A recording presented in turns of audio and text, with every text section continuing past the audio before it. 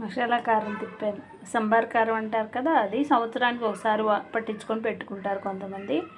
అలా కాకుండా మనం పొడి కారం నిల్వ చేసుకొని, గొడ్డు కారం అంటాం కదా, అది నిల్వ చేసుకొని నెలకు ఒకసారి ఇన్ని మసాలాలు, ధనియాలు, జీలకర్ర, కొంచెం మెంతులు, కరివేపాకు, చిన్నులపాయలు, తెల్లగడ్డలు వేసి మిక్సీ తిప్పామనుకోండి, ఫ్రెష్గా కమ్మన వాసనతో సూపర్గా ఉంటుంది అనమాట. ఇలాంటి మసాలా, ఇన్ని మసాలాలు పడ్డ కారం కర్రీలో వేస్తే కూర ఉడుకుతుంటేనే కమ్మని సువాసన ఉంటుంది అనమాట.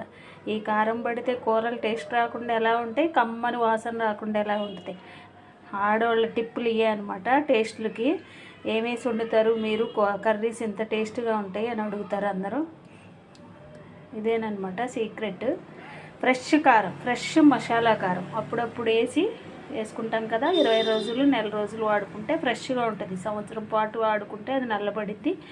మసాలాల టేస్ట్ కూడా పోయి అంత స్మెల్ కూడా రాదు. ఇలా వాడుకోండి, నేను చెప్తున్నాను, చాలా బాగుంటుంది. మీరు ట్రై చేసి చూడండి, అప్పుడు మీరే నాకు కామెంట్ చేస్తారు. ఇలా ఫ్రెష్గా వాడుకున్న మసాలా కారం ఎంత కూరలకి రుచినిచ్చిద్దో.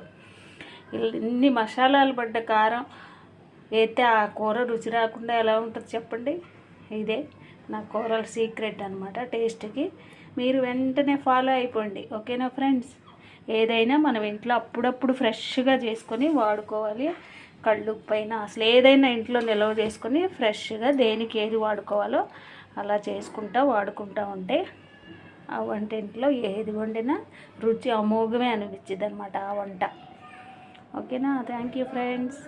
ప్లీజ్ నేను చెప్పిన ఈ టిప్ మీకు నచ్చినట్లయితే నా ఛానల్ సబ్స్క్రైబ్ చేసుకోండి, లైక్ చేయండి, షేర్ చేయండి. ఓకేనా. Thank you friends.